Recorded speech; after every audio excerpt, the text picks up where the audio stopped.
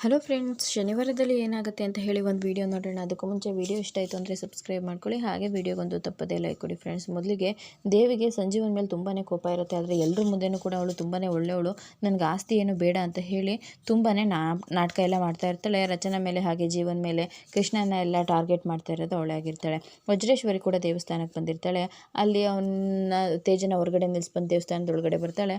ದೇವಿ ಅವತಾರನ ನೋಡಿ ತುಂಬಾ ಭಯ ಪಟ್ಕೊಂಡ್ಬಿಡ್ತಾಳೆ. ದೇವಿ, ಇದು ನೀನಾ ಅಂತ ಹೇಳಿದಾಗ, ಹೌದು ಇದು ನಾನೇ.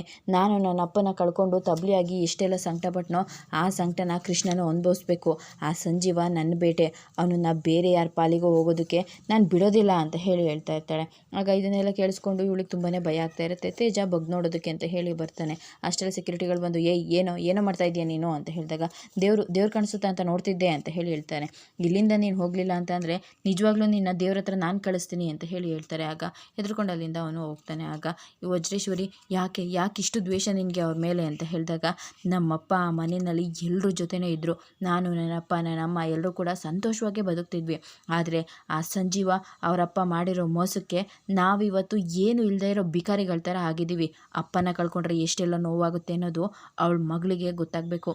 ಅದಕ್ಕೆ ನಾನು ಇಷ್ಟೆಲ್ಲ ಪ್ಲ್ಯಾನ್ ಮಾಡಿ ಎಲ್ಲೋ ಇದ್ದದ್ದು ಅವನನ್ನು ಹುಡುಕಿ ಇಲ್ಲಿಗೆ ಬರೋ ಥರ ಮಾಡಿರೋದು.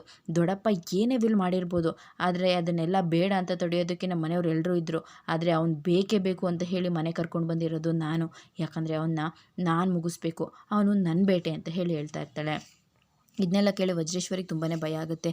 ಇಲ್ಲ, ಹಾಗೆಲ್ಲ ಆಗೋದಕ್ಕಾಗೋದಿಲ್ಲ. ನನ್ನ ಮಗಳು ರಚನಾ, ಅವಳ ಜೀವನ ಹಾಳಾಗೋಗುತ್ತೆ ಅಂತ ಹೇಳಿದಾಗ, ನನಗೆ ನನ್ನ ಜೀವನ ಹಾಳು ಮಾಡಿರೋರು ಮಾತ್ರ ಮುಖ್ಯ.